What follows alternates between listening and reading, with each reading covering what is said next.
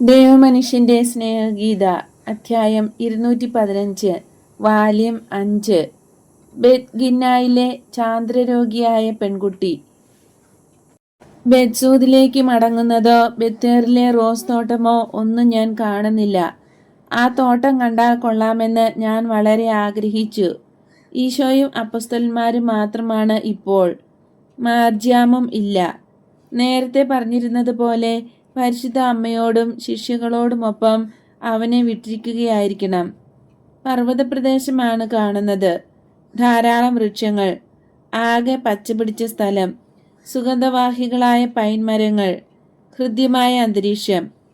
ഈ ഹരിതമോഹനമായ മലഞ്ചെരിവുകളിലൂടെ പശ്ചിമദിശയിലേക്ക് ഈശോ അപ്പസ്തോലന്മാരുടെ കൂടെ നടക്കുന്നു. അവർ ഏലീശായെക്കുറിച്ച് സംസാരിക്കുന്നുണ്ട്.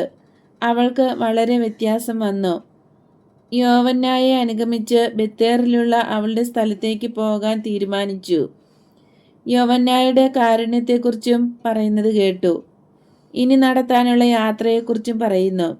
കടലിന്റെ ഭാഗത്തുള്ള സമതലങ്ങൾ അവർ വിജയകരമായി പിന്നിട്ട സ്ഥലങ്ങളാണ് കൊള്ളാവുന്നതെന്നാണ് സംഗതി. പത്രോസ് പറയുന്നു, എൻ്റെ പ്രിയപ്പെട്ടവനെ ശ്രദ്ധിക്കൂ. വലിയ ശ്രേഷ്ഠതയ്ക്കൊന്നും പോകേണ്ട.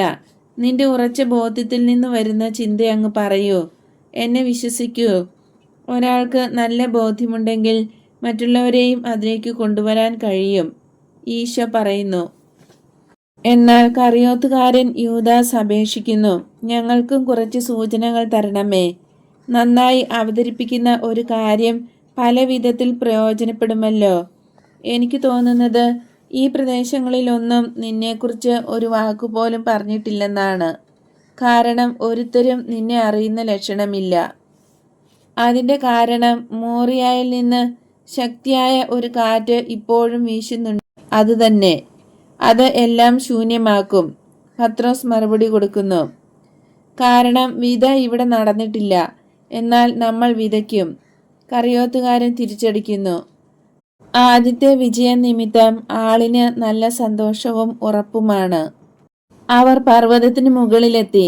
വൃക്ഷങ്ങൾ തിങ്ങി വളരുന്ന മുകൾ ഭാഗത്ത് നിന്ന് 4 ഭാഗത്തേക്കും മനോഹരമായ ദൃശ്യം.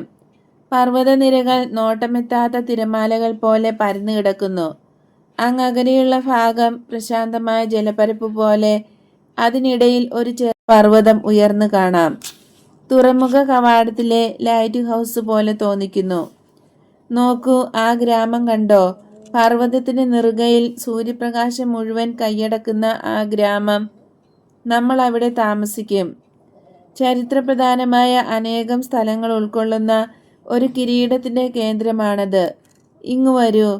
അതാ വടക്ക് ഭാഗത്ത് ജാർമുത്ത്. നിങ്ങൾ ജോഷുവയെ ഓർക്കുന്നുണ്ടോ? ഇസ്രായേലിന്റെ താവളം ആക്രമിക്കാൻ വന്ന രാജാവിന്റെ പതനം അവിടെയായിരുന്നു.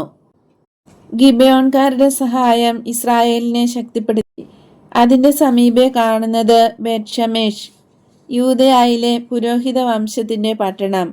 അവിടെയാണ് ഫിലിസ്തീയർ പേടകം തിരിച്ചു കൊണ്ടുവന്ന് തന്നത്. കുറ്റവാളികളായ ഫിലിസ്തീരെ കഷ്ടപ്പെടുത്തിയ ബാധകളിൽ നിന്നും മുക്തി നേടാൻ അവരുടെ പൂജാരികളും മന്ത്രവാദികളും നിർദ്ദേശിച്ചതനുസരിച്ച് സ്വർണ്ണ കാഴ്ചകൾ കൊണ്ടുവന്ന് അർപ്പിച്ച സ്ഥലമാണിത്. നല്ലവണ്ണം സൂര്യപ്രകാശം ഏൽക്കുന്ന ആ സ്ഥലം സോറായാണ്, സാംസന്റെ പിതൃഭൂമി. അല്പം കിഴക്കുമാറി കാണുന്നത് തിമ്നാത്ത്. അവിടെ വച്ചാണ് അയാൾ വിവാഹം ചെയ്തതും അനേകം ധീരകൃത്യങ്ങളും പിന്നീട് പല അബദ്ധങ്ങളും ചെയ്തത്. ഫിലിസ്തീനയുടെ പാളയങ്ങളായിരുന്ന അസേക്കായും ഷൊക്കോഹും ആണ് അങ്ങേ വശത്ത്. കുറെ താഴ്ചയിൽ കാണുന്നത് യൂദയായുടെ ഒരു പട്ടണമായ സ്നോഹയാണ്. ഇനി തിരിഞ്ഞ് ഇവിടേക്ക് നോക്കൂ. ഈ താഴ്വര തെരബിൻ താഴ്വരയാണ്. ഇവിടെ വച്ച് ദാവീദ് ഗോലിയാത്തിനോട് യുദ്ധം ചെയ്തു. അതാ അവിടെ കാണുന്നതാണ് മക്കേഡ. അവിടെ വച്ച് ജോഷുവ അമ്മോന്യരെ തോൽപ്പിച്ചു. ഒന്നുകൂടെ തിരിയൂ. താഴ്വരയുടെ നടുവിൽ ഒറ്റയായി നിൽക്കുന്ന പർവ്വതം കണ്ടോ? ഒരിക്കൽ അത് ഫിലിസ്തീനരുടേതായിരുന്നു.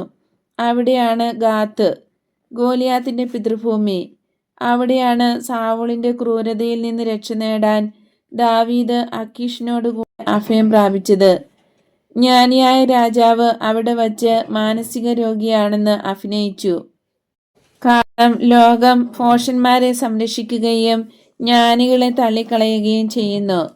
ചക്രവാള സീമകൾ തെളിയുമ്പോൾ വിശാലമായ ഫലപുഷ്ടിയുള്ള സമതലം ഫിലിസ്ത്യരുടെ നാട് കാണുന്നുണ്ട്.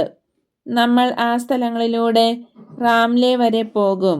ഇപ്പോൾ നമുക്ക് ബെത്ഗിന്നായിലേക്ക് പ്രവേശിക്കാം. നീ തന്നെ, വളരെ ദയനീയമായ വിധം എന്നെ നോക്കുന്ന നീ തന്നെ. ഫിലിപ്പേ, ആൻഡ്രുവിൻ്റെ കൂടെ ആ ഗ്രാമത്തിൽ ചുറ്റി സഞ്ചരിക്കണം. ആ സമയം ഞങ്ങൾ വെള്ളമെടുക്കുന്ന ഉറവയുടെ സമീപത്തോ മൈതാനത്തോ കാണും. ഓ കർത്താവേ, ഞങ്ങളെ തനിയെ വിടരുതേ. ദയവായി ഞങ്ങളോട് കൂടെ വരൂ. അവർ യാചിക്കുകയാണ്. പോകൂ എന്നാണ് ഞാൻ പറഞ്ഞത്. എൻ്റെ മൗനമായ സാന്നിധ്യത്തെക്കാളേറെ സഹായം അനുസരണയിൽ നിന്ന് ലഭിക്കും. അങ്ങനെ ഫിലിപ്പും ആൻഡ്രുവും കൂടെ ഗ്രാമത്തിലേക്ക് നടന്നു. പ്രത്യേക ലക്ഷ്യമൊന്നുമില്ല. കുറെ നടന്നപ്പോൾ ഒരു ചെറിയ സത്രം. അതിനുള്ളിൽ കച്ചവടത്തിൻ്റെ ഇടക്കാർ ആട്ടിൻകുട്ടികളുടെ വില പേശുകയാണ് ഇടയന്മാരുമായി. ഇവർ രണ്ടുപേരും അകത്തേക്ക് കയറി. അകത്തെ മുറ്റത്തിൻ്റെ നടുക്ക് പോയി നിന്നു. ചുറ്റും നാടൻ രീതിയിലുള്ള പൂമുഖങ്ങളുണ്ട്. സത്രം സൂക്ഷിപ്പുകാരൻ ഓടി വന്ന് അവരോട് ചോദിക്കുന്നു, നിങ്ങൾക്ക് എന്താണ് വേണ്ടത്? താമസ സൗകര്യമാണോ?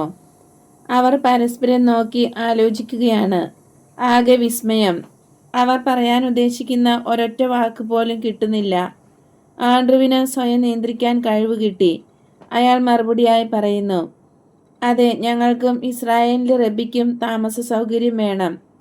ഏത് റബ്ബി? കുറേയേറെയുണ്ടല്ലോ. എന്നാൽ അവരെല്ലാം പണക്കാരായ മാന്യന്മാരാണ്. അവരാരും പാവപ്പെട്ട ഗ്രാമവാസികളുടെ പക്കലേക്ക് അവരുടെ ജ്ഞാനം കൊണ്ടുവരാറില്ല. ദരിദ്രരായ ഞങ്ങൾ അങ്ങോട്ട് ചെല്ലുകയാണ് വേണ്ടത്. അവരുടെ സമീപം എത്തിയാൽ അതുതന്നെ ഭാഗ്യം. ഇസ്രായേലിൻ്റെ റബ്ബി ഒന്നേയുള്ളൂ. അവൻ വന്നിരിക്കുന്നത് സുവിശേഷം ദരിദ്രർക്ക് നൽകാനാണ്. കൂടുതൽ ദരിദ്രരും കൂടുതൽ പാപികളും അവരുടെ പക്കലേക്കാണ് അവൻ കൂടുതൽ താല്പര്യത്തോടെ അന്വേഷിച്ചു പോകുന്നത്. ആൻഡ്രു പറയുന്നു, അങ്ങനെയാണെങ്കിൽ അധികം പണം സമ്പാദിക്കാനൊന്നും പറ്റുകയില്ല.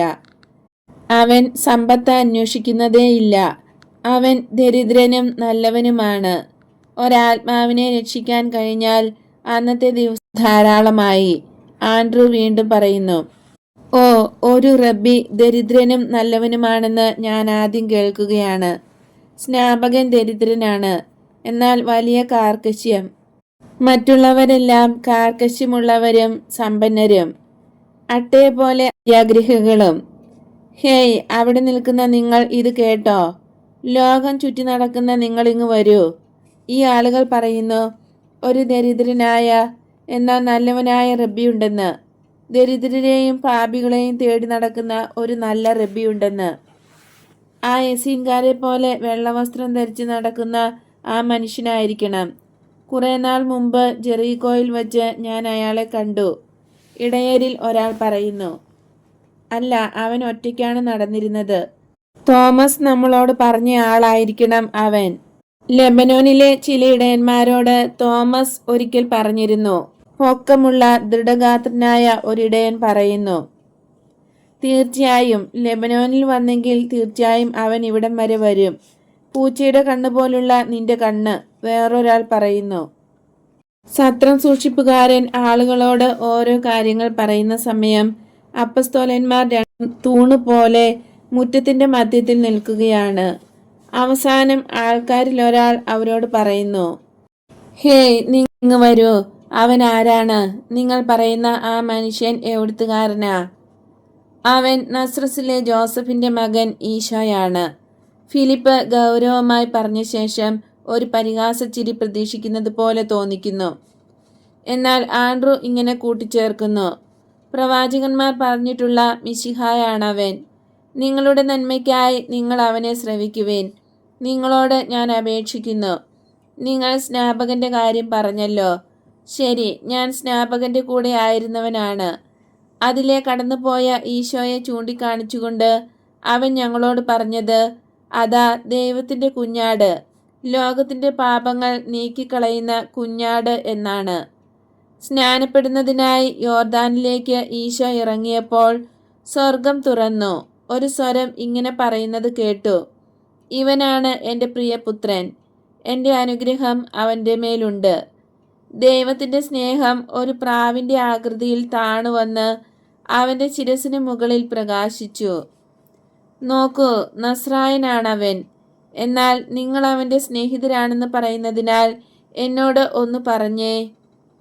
അല്ല, എൻ്റെ സ്നേഹിതരല്ല, ഞങ്ങൾ അവൻ്റെ അപ്പസ്തോലന്മാരാണ്. രക്ഷ ആഗ്രഹിക്കുന്നവർക്ക് അവൻ്റെ പക്കലെത്താൻ കഴിയേണ്ടതിന് അവൻ്റെ വരവിനെക്കുറിച്ച് അറിയിക്കാൻ അവൻ്റെ ശിഷ്യരെയും ഞങ്ങളെയും അവൻ അയച്ചിരിക്കുന്നു. ആൻഡ്രു വിശദീകരിക്കുന്നു. കൊള്ളാം, ശരി തന്നെ. എന്നാൽ എന്നോടൊന്ന് പറയൂ, ചിലരെല്ലാം പറയുന്നത് പോലെ അവൻ പരിശുദ്ധനാണോ? സ്നാപകനേക്കാൾ വിശുദ്ധനാണോ? അതോ വേറെ ചിലർ പറയുന്നത് പോലെ അവൻ ഒരു ചെകുത്താനാണോ? നിങ്ങൾ എപ്പോഴും അവൻ്റെ കൂടെ ആയിരിക്കുമല്ലോ. ശിഷ്യരായതുകൊണ്ട് നിങ്ങൾ കൂടെ വേണമല്ലോ. ഞങ്ങളോട് തുറന്നു പറയൂ, അവൻ ജഡികാസക്തി നിറഞ്ഞവനും വലിയ മദ്യപാനിയുമാണെന്ന് പറയുന്നത് ശരിയാണോ? അവൻ ചുങ്കക്കാരെയും വേശ്യകളെയും സ്നേഹിക്കുന്നെന്ന്, അവന് ഭൂതസേവയുണ്ടെന്ന്, രാത്രിയിൽ അവൻ ഭൂതങ്ങളെ സേവിച്ച് ഹൃദയങ്ങളുടെ രഹസ്യം അറിയാൻ ശ്രമിക്കുന്നെന്ന്, ഇതെല്ലാം വാസ്തവമാണോ? ഇക്കാര്യങ്ങളെല്ലാം ആ മനുഷ്യരോട് എന്തിനാ ചോദിക്കുന്നത്? അതിന് പകരം അവൻ നല്ലവനാണെന്ന് പറയുന്നത് ശരിയാണോ എന്ന് ചോദിച്ചാൽ പോരെ? അവരത് കേട്ട് നമ്മളോട് വിഷമം തോന്നി ഗുരുവിനോട് ചെന്ന് പറഞ്ഞു കേൾപ്പിക്കുകയില്ലേ? അപ്പോൾ നമുക്ക് ശാപമല്ലേ കിട്ടുക? ഒന്നും പറയാൻ പറ്റുകയില്ല. അവൻ ദൈവമാകട്ടെ പിശാചാകട്ടെ, അവനോട് നന്നായി പെരുമാറുന്നതാണ് നല്ലത്. ഫിലിപ്പാണിപ്പോൾ സംസാരിക്കുന്നത്. മറച്ചു വയ്ക്കാനുള്ള ഒരു തിന്മയും ഇല്ലാത്തതിനാൽ സത്യം ഞങ്ങൾ തുറന്നു പറയുന്നു. ഞങ്ങളുടെ ഗുരുവായ അവൻ വിശുദ്ധരിൽ വിശുദ്ധനാണ്. അവൻ പകൽ സമയം മുഴുവനും പഠിപ്പിക്കുന്നു. വിശ്രമം കൂടാതെ അവൻ ഓരോ സ്ഥലങ്ങളിൽ മനുഷ്യഹൃദയങ്ങളെ തേടി പോവുകയും രാത്രി സമയം ഞങ്ങൾക്കായി പ്രാർത്ഥിക്കുകയും ചെയ്യുകയാണ്. ഭക്ഷണമേശയിലെ സന്തോഷം അവൻ പുച്ഛിച്ചു തള്ളുന്നില്ല, സ്നേഹിതരെ നിരാകരിക്കുന്നില്ല. ഇത് സ്വന്തം കാര്യലാഭത്തിനായല്ല, മറ്റു വിധത്തിൽ സമീപിക്കാൻ കഴിയാത്തവരെ പ്രതിയാണ് ഇത് ചെയ്യുന്നത്. ചുങ്കക്കാരെയും വേശ്യകളെയും ബഹിഷ്കരിക്കാത്തത് അവരെ രക്ഷിക്കേണ്ടത് ആവശ്യമായതുകൊണ്ടാണ്. അവൻ്റെ വഴി മുഴുവൻ നിർമ്മിച്ചിരിക്കുന്നത് രക്ഷയുടെയും രോഗശാന്തിയുടെയും അത്ഭുതങ്ങൾ കൊണ്ട് തന്നെ. കാറ്റും കടലും അവനെ അനുസരിക്കുന്നു. ഈ അമാനുഷിക പ്രവൃത്തികൾക്കൊന്നും അവന് ആരുടെയും സഹായം ആവശ്യമില്ല. ഹൃദയങ്ങൾ അറിയാൻ ആത്മാക്കളുടെ സേവയും അവന് വേണ്ട. അതെങ്ങനെയാ? നീ പറഞ്ഞല്ലോ കാറ്റും കടലും അവനെ അനുസരിക്കുന്നെന്ന്.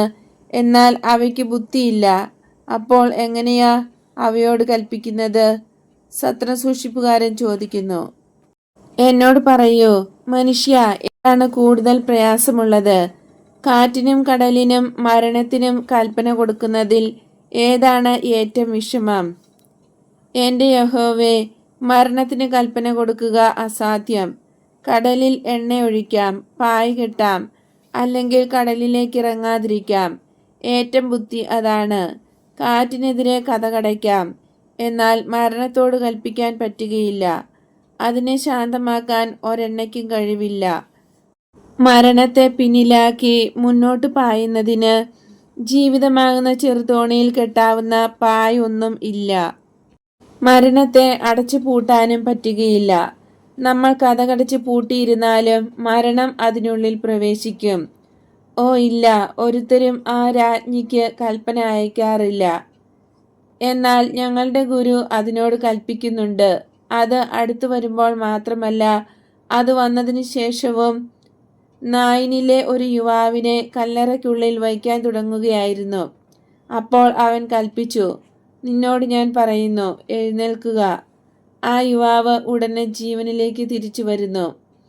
നായിൻ നിത്യസൂര്യൻ്റെ വിദൂരദേശമൊന്നുമല്ലല്ലോ, നിങ്ങൾക്ക് പോയി അന്വേഷിക്കാവുന്നതല്ലേ? ഇപ്പറഞ്ഞ പോലെ തന്നെയോ? നായിനിലെ സകലരുടെയും കൺമുമ്പിലോ? സത്രക്കാരനും അവിടെ താമസിക്കുന്നവരും നിശബ്ദരായി പരസ്പരം നോക്കുകയാണ്. പിന്നീട് സത്രമുടമ പറയുന്നു, എന്നാൽ അവൻ അത് അവൻ്റെ സ്നേഹിതർക്കായി മാത്രമേ ചെയ്യൂ. അല്ല മനുഷ്യ, അവനിൽ വിശ്വസിക്കുന്ന എല്ലാവർക്കും വേണ്ടി, അവർക്ക് വേണ്ടി തന്നെയുമല്ല, എന്നെ വിശ്വസിക്കൂ. അവൻ ഭൂമിയിൽ ജീവിക്കുന്ന കാരുണ്യമാണ്. അവനെ ആശ്രയിക്കുന്നവർക്ക് ഒരുത്തർക്കും ഫലം കിട്ടാതെ വരുന്നില്ല. ശ്രദ്ധിക്കൂ, നിങ്ങളുടെ ഇടയിൽ വിഷമിച്ച് കണ്ണീർ പൊഴിക്കുന്നവരുണ്ടോ? ഒന്നുകിൽ രോഗം, അല്ലെങ്കിൽ മനോദുഃഖങ്ങൾ, സംശയം, നിരാശ, പ്രലോഭനം, അറിവില്ലായ്മ. ഇങ്ങനെയുള്ളവർ ഈശോയുടെ പക്കലേക്ക്, സുവിശേഷത്തിൻ്റെ മിശിഹായുടെ പക്കലേക്ക് പോകൂ. ഇന്ന് അവൻ ഇവിടെയുണ്ട്, നാളെ അവൻ വേറെ വല്ലയിടത്തുമായിരിക്കും. കടന്നു പോകുന്ന കർത്താവിൻ്റെ കൃപ നിഷ്ഫലമായി നിങ്ങളെ കടന്നു പോകാൻ അനുവദിക്കരുത്. കൂടുതൽ ആത്മവിശ്വാസം നേടിക്കൊണ്ടിരിക്കുന്ന ഫിലിപ്പ് പറയുന്നു. സത്രമുടമ അയാളുടെ മുടിയിലൂടെ വിരലോടിക്കുന്നു. വായ് തുറക്കുന്നുണ്ട്, അടയ്ക്കുന്നുമുണ്ട്. ബെൽറ്റിൻ്റെ തൊങ്ങലിൽ പിടിച്ച് ഞെരിക്കുകയും അവസാനം പറയുന്നു, ഞാൻ നോക്കട്ടെ, എനിക്കൊരു മകളുണ്ട്. കഴിഞ്ഞ വേനൽക്കാലം വരെ അവൾക്കൊരു കുഴപ്പമില്ലായിരുന്നു. പിന്നീട് ഒരു ചാന്ദ്രരോഗിണിയായിപ്പോയി. മിണ്ടാമൃഗത്തെപ്പോലെ ഒരു മൂലയിലിരിപ്പാണ് എപ്പോഴും. അവിടുന്ന് അനങ്ങുകയേയില്ല. വളരെ വിഷമിച്ചാണ് അവളുടെ അമ്മ അവളെ ഭക്ഷണം കഴിപ്പിക്കുന്നതും വസ്ത്രം മാറ്റി ധരിപ്പിക്കുന്നതും. വൈദ്യന്മാർ പറയുന്നത് വെയിലധികം അടിച്ചതിനാൽ അവളുടെ തലച്ചോറ് ചൂട് പിടിച്ച് കുറച്ച് കരിഞ്ഞിട്ടുണ്ടെന്നാ. ചിലരെല്ലാം പറയുന്നത് ഉചിതമല്ലാത്ത ഒരു പ്രണയത്തിൻ്റെ ഫലമാണെന്നാ. ജനം പറയുന്നു അവൾക്ക് പിശാച് ബാധയാണെന്ന്. അതെങ്ങനെ സംഭവിക്കാനാ? അവൾ വീട് വിട്ട് ഒരിടത്തും പോകുകയില്ല. ആ പിശാചിനെ എവിടുന്ന് കിട്ടിയതായിരിക്കും? നിങ്ങളുടെ ഗുരു എന്ത് പറയുന്നു? നിർദോഷിയായ ഒരാളിനെ പിശാച് ബാധിക്കുമോ? ഫിലിപ്പ് ഒട്ടും സംശയിക്കാതെ ഉടൻ മറുപടി പറയുന്നു, ബാധിക്കും. എന്തിനാണെന്നോ? ആ ആളിൻ്റെ ബന്ധപ്പെട്ടവരെ ഉപദ്രവിച്ച് നിരാശയിൽ വീഴിക്കാൻ. അതും ചാന്ദ്രരോഗികളെ സുഖപ്പെടുത്താൻ അവന് കഴിയുമോ? ഞാൻ അത് പ്രതീക്ഷിക്കണമോ? നീ വിശ്വസിക്കണം, ആൻഡ്രൂ ഉടനെ പറയുന്നു. അനന്തരം ജസ്രീനിലെ അത്ഭുതങ്ങളെക്കുറിച്ച് പറയുന്നു. ഇങ്ങനെ പറഞ്ഞാണ് അവസാനിപ്പിക്കുന്നത്. പാപികളുടെ ഹൃദയങ്ങളിൽ കയറി പറ്റിയിരുന്ന അസംഖ്യം പിശാചുക്കളെ ബഹിഷ്കരിച്ചെങ്കിൽ ഒരു യുവഹൃദയത്തിലിരിക്കുന്ന ഒരു പിശാച് എങ്ങനെ പുറത്തു പോകാതിരിക്കും?